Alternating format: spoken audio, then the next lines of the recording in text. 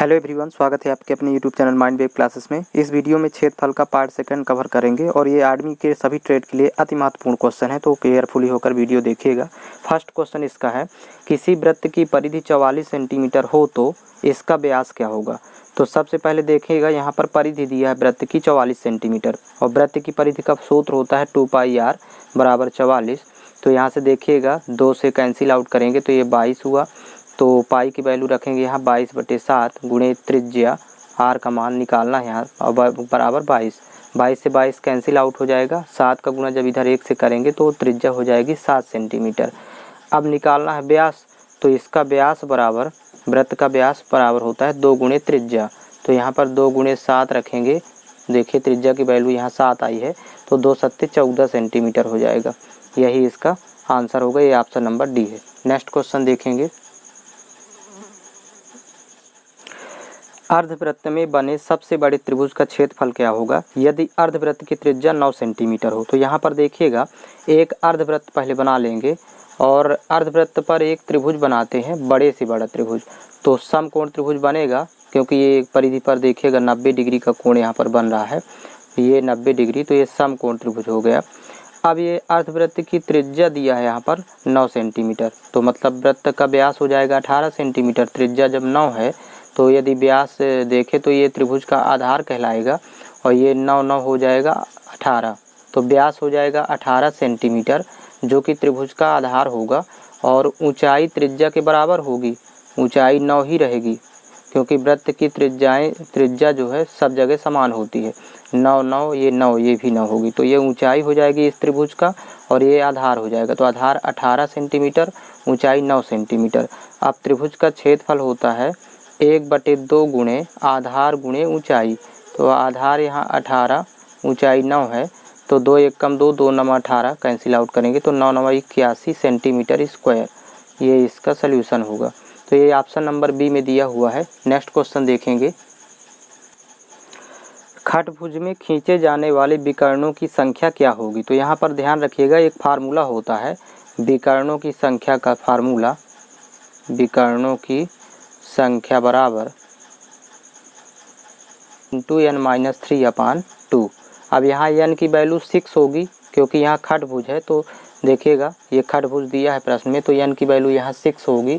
अब ये value put कर देंगे तो देखिएगा 6 × 6 - 3/2, तो 2 से कैंसिल आउट करेंगे, 2 3 6, यहाँ भी 3 बचेगा, 6 में 3 घटाएंगे तो 3 × 3 करेंगे तो 9 हो जाएगा, 3 × 3 9। तो विकर्णों की संख्या हो जाएगी 9, ये ऑप्शन नंबर सी होगा।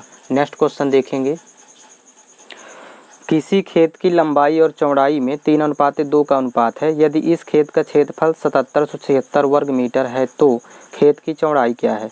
तो यहाँ पर देखेंगे, लंबाई अनुपात चौड़ाई दिया है, यहाँ वैल्यू पहले लिख लेंगे 3:2।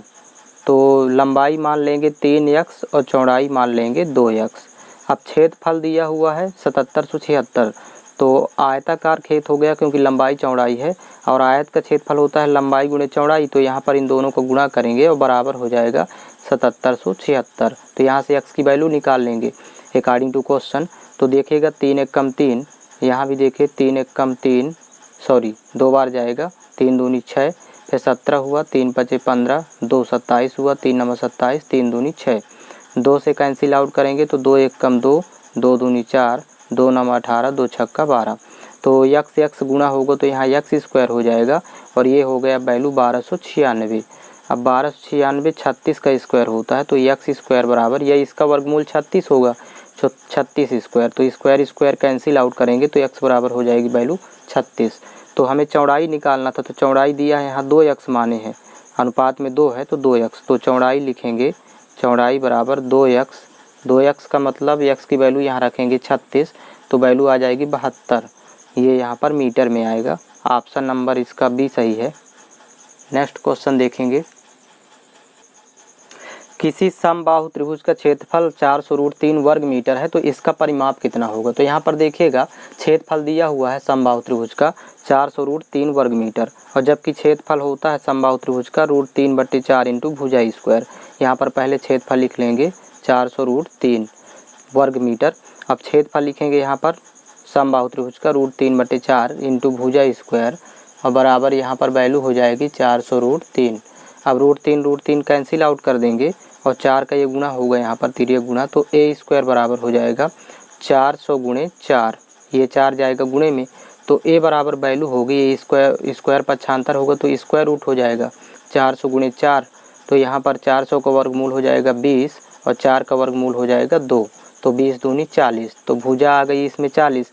अब परिमाप निकालना है, ये यहाँ पर इसका परिमाप पूछ रहा है समबाहु त्रिभुज का, तो समबाहु त्रिभुज का परिमाप होता है 3 गुणे भुजा, तो यहाँ पर वैल्यू पुट कर देंगे 3 × 40, तो 40 × 120 हो जाएगा, मीटर में ये वैल्यू आएगी, तो ये इसका ऑप्शन नंबर ए सही है। नेक्स्ट क्वेश्चन देखेंगे, किसी समकोण त्रिभुज की समकोण बनाने वाली भुजाएं 5:12 के अनुपात में है। यदि त्रिभुज का क्षेत्रफल 270 सेंटीमीटर स्क्वायर हो तो कर्ण की लंबाई क्या होगी। तो यहाँ पर देखिएगा एक डायग्राम बना लेते हैं समकोण त्रिभुज का, और यहाँ पर समकोण बनाने वाली भुजाएं मतलब 90 डिग्री बनाने वाली भुजाएं ये दोनों हैं, तो इसको यदि 5 मानते हैं तो ये हो जाएगा 12, और अनुपात दिया हुआ है इसलिए 5x और 12x मान लेंगे, तो ये लंब है, ये आधार हो गया।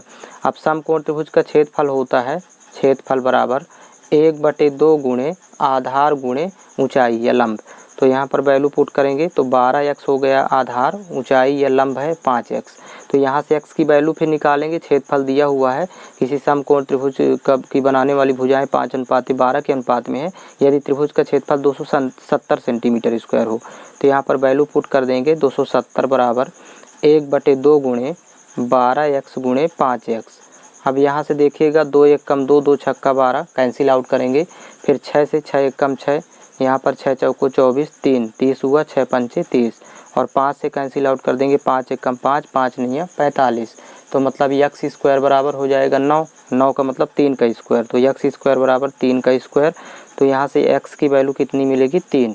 अब x की वैल्यू जब पुट करेंगे तो ये देखिए भुजाएँ आ जाएंगी 5 तिहाई 15 और ये हो जाएगा 12 तिहाई 36, तो एक भुजा 15 एक 36 हो गई, तो हमें कर्ण निकालना है, ये सेंटीमीटर में लिख लेंगे दोनों को।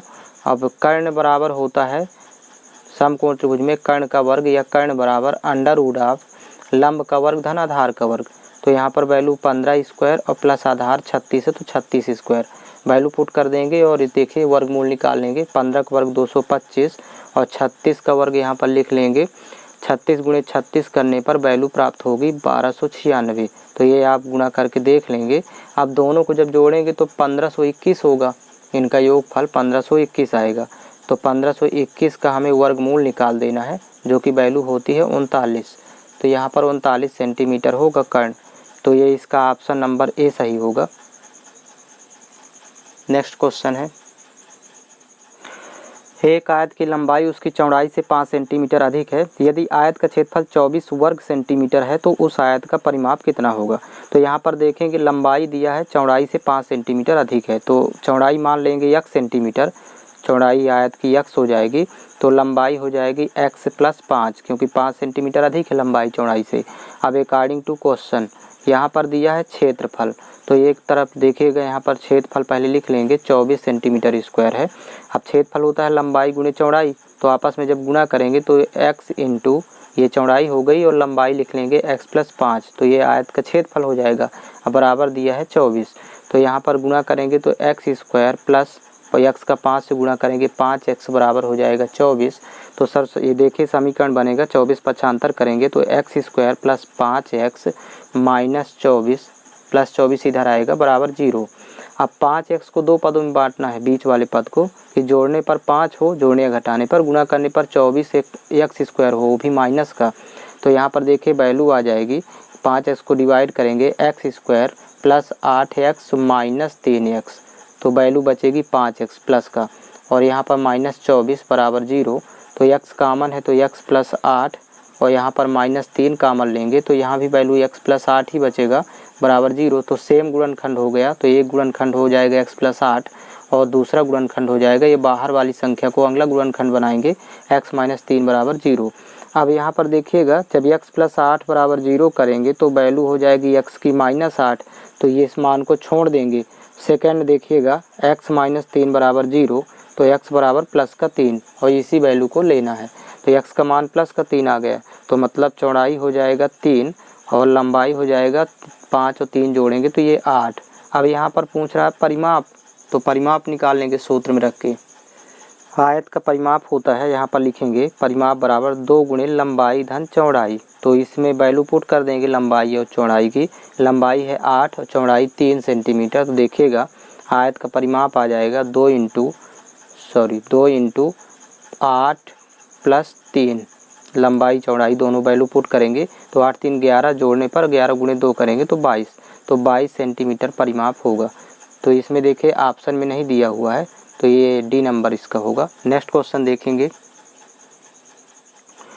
एक आयत की लंबाई उसकी चौड़ाई से 2 सेंटीमीटर अधिक है और उसका परिमाप 44 सेंटीमीटर है, तो आयत का क्षेत्रफल क्या होगा। तो यहाँ पर देखिएगा लंबाई चौड़ाई से 2 सेंटीमीटर अधिक है, तो यदि चौड़ाई x मान लें, यहाँ पर लिख लेंगे चौड़ाई x, तो लंबाई हो जाएगी यहाँ पर x प्लस 2, क्योंकि 2 सेंटीमीटर अधिक है। अब यहाँ अकॉर्डिंग टू क्वेश्चन यहाँ पर परिमाप दे रखा है 44 और परिमाप का सूत्र होता है 2 गुणे लंबाई धन चौड़ाई। ये वैल्यू पुट कर देंगे x प्लस 2 और प्लस x। ये परिमाप बराबर दिया है 44। 2 से कैंसिल आउट करेंगे तो 22 दूनी 44, x जुड़ेगा 2x हो जाएगा और 2 को पक्षांतर कर देंगे तो 2 घटेगा तो यहाँ वैल्यू 20 होगी। तो 2 1 कम 2, 2 दहम 20, तो x की वैल्यू यहाँ पर आ जाएगी 10। अब यहाँ पर देखिएगा पूछ रहा है आयत का क्षेत्रफल, तो क्षेत्रफल का फार्मूला लगा देंगे, लेकिन पहले यहाँ x की वैल्यू पुट करेंगे तो लंबाई चौड़ाई प्राप्त होगा। चौड़ाई हो जाएगा 10 सेंटीमीटर और लंबाई हो जाएगी 10 और 2, x का मान 10 रखेंगे तो 10 2 12 सेंटीमीटर। अब क्षेत्रफल होता है लंबाई गुणे चौड़ाई, तो यहाँ 12 गुणे 10 कर देंगे तो वैल्यू आ जाएगी 120, 12 दहम 120 सेंटीमीटर स्क्वायर। तो इसका ऑप्शन नंबर सी सही है।